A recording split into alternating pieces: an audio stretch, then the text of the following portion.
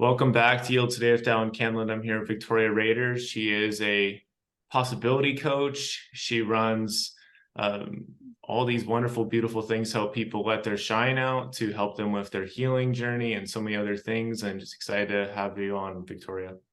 Thank you so much, Dallin. Thank you for inviting me and for having me on. Absolutely. So, when we are going through difficult times, why is it important that we choose compassion over every other response that we could choose? I think that compassion is a very powerful word, and very often it is much easier to have compassion for others than it is to have compassion for yourself. And I think the reason that is because we are not properly equipped neurologically for compassion. If you think of a kid playing the game where you have, little cubes and there's a square hole that you got to put a cube in a hole and you got to put a sphere in a circle. Well, there are energy, right? I work in the field of quantum physics and energy. There are energy receptors. And so from very early childhood, our brain is programmed not to receive compassion. It's programmed to receive judgment and punishment because when you're doing something right and well, you don't have two adoring parents and nine aunts and nine siblings standing around and saying, "This is great, what an amazing effort." But the second you do something you shouldn't, all of a sudden the voices chime in and tell you, "Hey, little screw up, move out of the way." Um, or in some cases, a kid gets, shoved or hit. And so they're receptors that are being formed that I explore life through punishment and I explore life through judgment and criticism. And we either stop exploring life or we continue exploring in fear of those things. And when difficulty happens, we default to one of those primal settings. I either go into my shell, and I respond at a level of depression and I hide within my shell, or I'll push through no matter what, but I got to be tough and I got to be talking down to myself. And I think it's really tragic that, we forget the essence of who we are.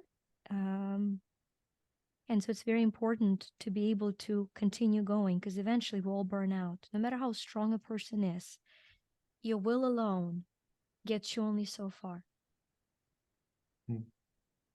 Yeah, it makes me think of like the importance of exploring in good sources because there's a lot of people that explore in darkness or like things that aren't never really meant to help you at all. They were only meant to confuse you more. That's why so many of these things are designed a certain way.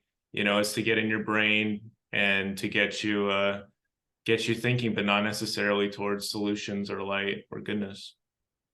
I think it's the reason for that I've come to understand is the lack of clarity on our dream. Life is meant to be very simple if we know where and how we want to end up in a certain period of time, whether eventually eternally, if you're a person of faith and you believe there is something past this life, or short term. Most people do not dream, and because they do not dream, they do not ask a question, does this support my dream or not? But life intended to be simple, not easy, but simple, where this is my dream. Will this choice put me on a path towards it or away from it? And all of a sudden, there's no longer a confusion on whether it's a yes or no choice. And you start with creation of a dream. That's beautiful. Tell us a little bit about how your dream building of sorts for young Victoria grew and how you've used your imagination in your life to get to where you are. Absolutely. I was born in the former Soviet Union in Ukraine. Unfortunately for my wonderful country, it's on in everybody's awareness right now. But I was born when the regime was dying out as such, and so while there were no severe repressions anymore, there was still no presence of freedom, external freedom. And looking back, I think it was really a gift for me because while I couldn't technically travel because you needed to have an exit visa. So there was no physical capacity for me to leave, the country that I was in. There was a huge ability for me to imagine that I'm traveling. And so that amazing faculty, mental faculty of imagination, became a friend very early on. I would read these books about travel.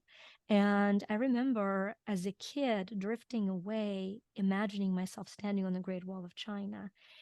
And no, it didn't happen overnight. But as of last week, being in Sweden, being my 47th country, 47 countries later, I have stood on the Great Wall of China. I have been to Taj Mahal. Some of those trips, there was no financial or otherwise practical explanation how miraculous they ended up on those trips. But I do know that those two steps of imagining myself exploring the world, now step one, and step two, not trying to figure out how, because in my case it wouldn't have occurred for me to figure out how, because I knew it wasn't possible. And so in some ways there was such a complete detachment where I dreamed without figuring out how.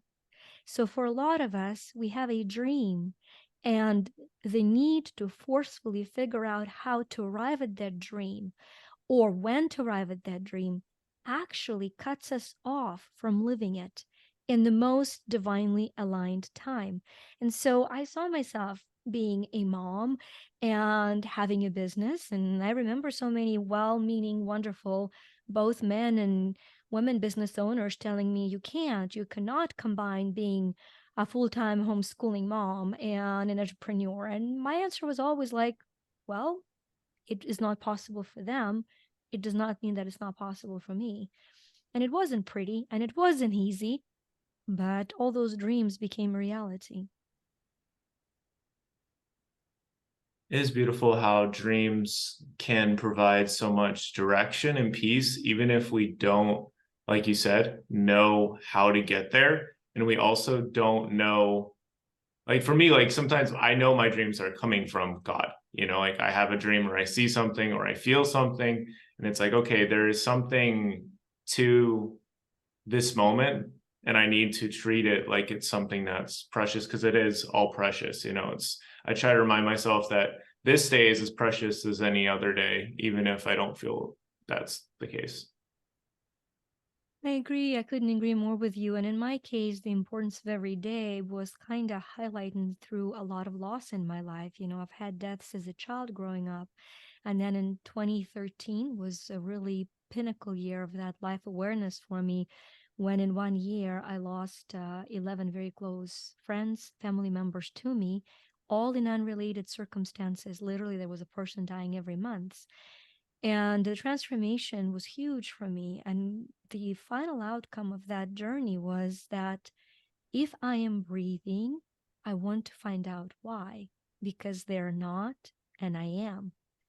And if I have a luxury of breathing, I've shifted all my goals quite a long time ago to one, and I'll share that one goal. But I think it's important to start somewhere. My very first book was called Until You Win, um, seven seven secrets to winning the race of life, of why the tortoise always wins. And in that very first book that I wrote, it was very clear practical path of setting daily goals, because I think it's important to get yourself out of bed and out of complete feeling of defeat with basic habits and goals. But once you're in that state, there's a next step. And that next step is when you understand that all of us ultimately, whether we're aware of it or not, have the best and highest goal, which is, how do I surrender my vision and my will to one divine God's will and one divine vision for me for this day? And the story that's coming through for me right now, Dallin, is that I intend to be helpful and I intend to do great things. But what I've learned is that it's very rarely what we intend that has lasting result. Years ago, I had this one woman who came up to me. I probably spoken 3 or 4 times to her in my life. She years ago was a member of the church that I was going to, and she said, "You changed my life." I said, "What?" I mean, I'm paid to help people change their life. You're not one of my clients. You know, is what's going through my head. I'm like, I don't. And she said, our child was born with special needs. And you were the only person who came up and asked to hold her and reminded us how special she was, not because there were special needs. She said, you meant it. And I know in those moments when we forgot it, we went to that moment. Dallin, I don't remember doing that. But it has been a very humble reminder for me is that when you truly ask to surrender, it might mean that that most impactful moment of the day you won't be aware of. And very rarely it's the one where you attempt to be a superstar for somebody. Yeah, John 14:26 says that the Spirit can remind us of things that we were taught or things that happened. And I've been pondering on that too. It's just that somebody might remember an experience or some way that I treated them in a way different light than I did. And they might remember all these different super high moments. And I'm like, I don't remember that. So there is something really beautiful when those things do come to light, when they're able to kind of shout that light into a dark moment, like sort of shoot that firework there and you see it like, oh my goodness, wow. I didn't even know that beautiful thing was out there. I'd forgotten about it. I was just kind of doing my thing. Yeah, and we are living at the age of screaming ego, and you know, it's for me in all vulnerability, it really is a daily self-awareness check. You know, I have an amazing media director, an amazing social media team, and they're producing the clips. And at the end of the day, I go back to where am I in that clip? Where is my authenticity? Where is a part of the soul that conveys the message? And it's a daily, I think it's a daily awareness check for me to ask myself, is this done from the place of my ego or is it done from a place of my soul? Done from the place of ego versus done from the place of soul. There's a couple of things I could imagine how I would answer that. How would you answer that? Like how would you explain that deeper? I think for me is the need of approval, the need of acceptance, the need of praise, um, the need of external validation are all ego. And the expansion of peace and the expansion of love and the expansion of presence are always from the place of soul. And it is not a one-time choice. It's a one-time surrender, but it's a daily choice. Daily choice. I pull myself back daily. Yeah, I look at that in terms of my healing process of various kinds, that when I like write a new poem or even make a new podcast episode, that creates a new safe place that I can go, that I can get like reinforced, I can get redirected, I can get nourished. And that's a precious thing to provide those things for yourself. And it's cool because although I can't go back to times where I might have given into things and fell into darker paths, I can have these things that are there. If anything ever comes close to me ever again, I have all these different safe places I've built. I love that. And I think a reminder there is that the brighter our light, the fewer darkness there remains. And it becomes more and more relevant as to where you are, because sometimes you are the only source of light for somebody. And I know that, you know, I walk a very beautiful path that is unique for me as to where I feel like I belong at my home with Christ and Christianity, equally as I belong with spirituality, because I practice and study and teach on universal laws. And in my mind, not only there isn't a conflict, but there's a beautiful resolution, because Christ comes and says, I have fulfilled the law. And it's a very poignant understanding that there are always going to be two ways to walk through this life. You can be subject to every single one universal law, or you can choose the law of atonement. You know, and there's no conflict. There are two sides of the soul journey. And I think I think it's very interesting to me how there's fear present in both of those areas where on one side, my people in spiritual circles say, how come you go to church weekly? I mean, isn't that an institution that is supposed to rob you of free agency? And then I have my close Christian friends going like, why are you doing energy? I'm like, God is light. Hello. It wasn't a joke. God is light. And I have this huge passion to restore the knowing that you can be a deeply spiritual person who chooses not to experience every single mistake because you surrender your pride to the one who says, my burden is easy, and I mean, my burden, my yoke is easy and my burden is light. And I believe him. So that's been my journey, of self-discovery of how to remain the light. That's cool. Yeah, I've been recognizing that a lot more clearly and just giving myself more patience and grace when I don't understand something. I left my backpack at this basketball thing last night, and I was really frustrated when I drove away and was 20 minutes from it. And I was like, what in the world? I don't have my backpack with me with my laptop, my scriptures, and all these other important things. And I was like, okay, I'm going to wake up early in the morning. And I'm just going to force myself over there and get it and just pray it's there. And I got in the car at like 9:30 this morning, was started driving over there, and I got the clear feeling like, just let me take care of this. Like, you don't have to do that. You don't have to drive away. And first I was like fighting it, but then I was like, you know what? This is not my battle to fight, as much as I'd like to. And I've learned that where I've tried to fight a battle I wasn't meant to fight.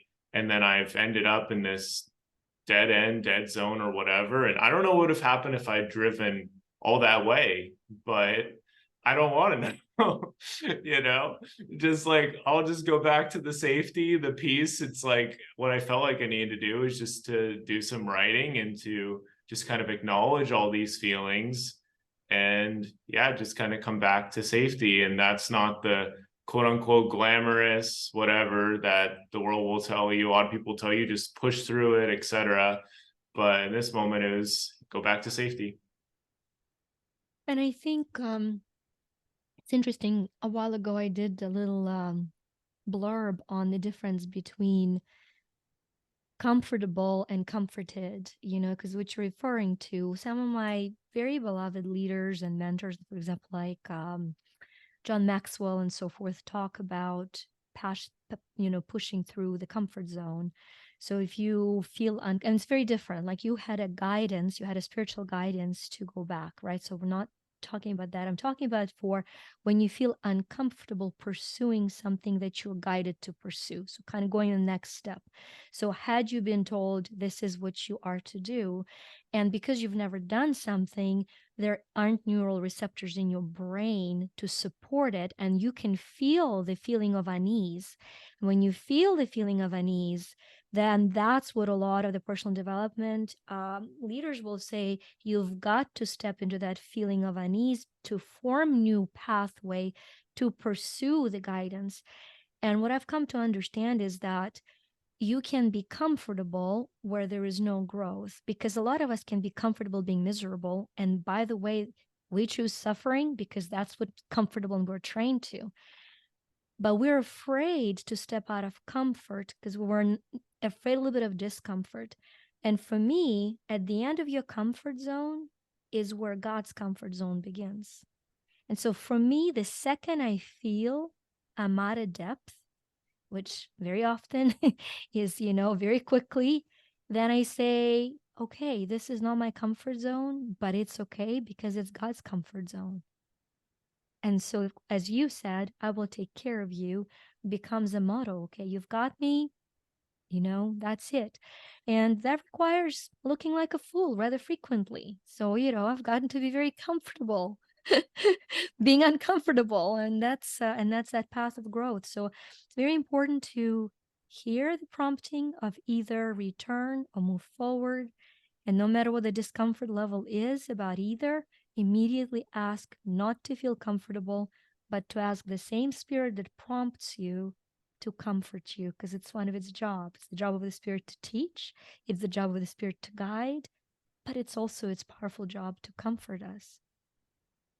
Yeah. And what comes to mind is that whatever belief system you have, that you can turn to that as some kind of, not necessarily defense mechanism, but as something to really help you to get strength, to get peace, to get guidance. And, I look at people that God has put in my life, and I get to choose if I will reach out to them when I'm struggling. He can tell me, he can guide me to do that. But ultimately, it's my choice if I want to receive that kind of healing. And back in Jesus's time, there's times where people wanted to go talk to him. I think of the woman with the issue of blood, and she eventually, was able to touch the hem of his garment and she was healed. But she had to put herself out there and look kind of foolish. The story of hers come to mind. Such a beautiful aligned conversation recently to me, because in small print in that great book, you look at the time period, and it took her 13 years for her moment of miracle. 13 years of faith for a moment of miracle. So the question becomes, was she healed in that moment? And has the healing been happening for 13 years? Right? And I think a lot of us, when we're pursuing the moment of healing, we want to bypass the 13 years and we want a moment of miracle. And that story is a reminder to me when I get impatient, which is also daily, very human with my impatience. Chop, chop, chop. And it's a great reminder that the moment of miracle is usually preceded by 13 years of effort. Yeah. Yeah, it makes you think of when I got into track in high school. I started out pretty slow and ran like a 7-minute mile. And there's a scripture in the Book of Mormon that talks about dispute not because you see not, for you receive no witness till after the trial of your faith.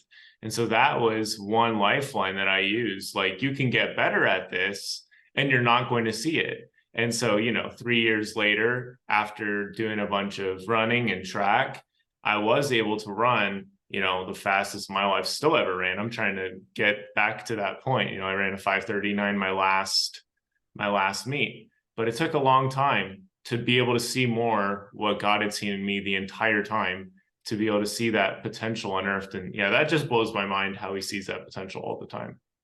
He's put it there. That might be why he is the author of that potential. Yeah. Yeah, that's beautiful. What have been some of the biggest takeaways? Because I'd say for you, doing all this, I mean, you go on your website and there's like all these coaches for, like, there's one for, like using nature to help you heal. There's one for like accepting yourself. Like, there's all these different things. What have been some like the main like diamond takeaways that have blown your mind the most, Victoria? The very fact of where my business is, because on that simple daily vision, when I went back to that, I only do have one goal, and that is a very genuine goal, and that goal is help me today be an instrument of thy divine will in the best and highest, most aligned way. Now I have one goal. Very easy. That's my one goal. And I didn't have a goal of becoming a global, business with a big presence. But what happened is, the very first thing that happened, I was called internally to start doing these YouTube videos, and I started recording videos, and a client of mine said, hey, content is great, but we can't hear or see you. How about I do your videos? And she became a videographer. And then a year later, a client came in and said, hey, your site needs help. I'll be your web person. Do you know, every single person on my team has reached out and said, I'm going to offer you this help because I have a shared vision. And so looking at the businesses is an immense miracle for me. Every single coach has been a client who has been transformed by surrendering to the knowing of their God-given potential and me guiding them on self-discovery of the blind spots that they wouldn't have seen otherwise. Knowing how it changed them, and the prism through which they were changed became their angle of contributing back. So when you look at Carolyn, you've mentioned Accept Me Coach. Her journey of not being accepted in so many ways, including self acceptance, and mastering that feeling of belonging has prepared her through her whole life to now meet somebody who is the crossroads of not being able to accept themselves. So to witness the miracle of unfolding of how the business has been created, and to continually, and so people will ask me, where do you see your business in 10 years? And my first instinctive answer always is where God sees it. And if I'm in Hawaii growing cabbage, so it is, you know, but but I think the miracle of what is happening is complete detachment from result, because I'm only responsible for the effort, and the effort comes back to, am I following the guidance that I've received daily? And right now, that looks like we've just launched an incredible program that is a unifying program for a year, where biweekly, our Quantum Freedom clients have an option to have a biweekly coach to study each universal law, to apply it for those 2 weeks, and to see phenomenal shifts in their reality. And that program has been created through me for over a decade without me understanding that that's what has been happening. So that's probably the answer to that. What has been the greatest realization is the awe of looking of what has been created and knowing that I cannot predict or foresee where it's going. Yeah, it sounds like you're really doing a good job of trusting and letting God carry you and bring these people into your life to help you with doing that dream of yours that you have. That's so beautiful. How do people get in touch with you and find out more about what you do, Victoria? Our site is you2shine, yu2shine.com is the easiest way to contact. And if you're somebody who is a mindful entrepreneur who is looking to have some regular support, we just launched a free Facebook group. If you go to freeme.coach, that group is intended to be giving weekly tips that you can implement immediately and grow exponentially. That's awesome. And yeah, just the timing of you coming on the show also just completely blows my mind and gives me a lot of peace of mind, because it feels like my boat of life is getting shaken up in a lot of waves and such. But you're telling me to, kind of wait it out, focus on those divine truths and let those like carry you, and also leaning into all the opportunities that are coming that I might not even know about. So I appreciate you sharing that and being that and giving that to the audience today. Thank you. Thank you. Don't let the calming voice to deceive the turbulent journey, right? Calmness comes amidst the storm, not despite of it or around it. As I've mentioned very clearly, every day is a series of multiple choices of choosing peace, and yeah, and trusting it. That's awesome. Well, thank you so much again. I'll have all that stuff for you in the show notes, and keep up the great work. Thank you.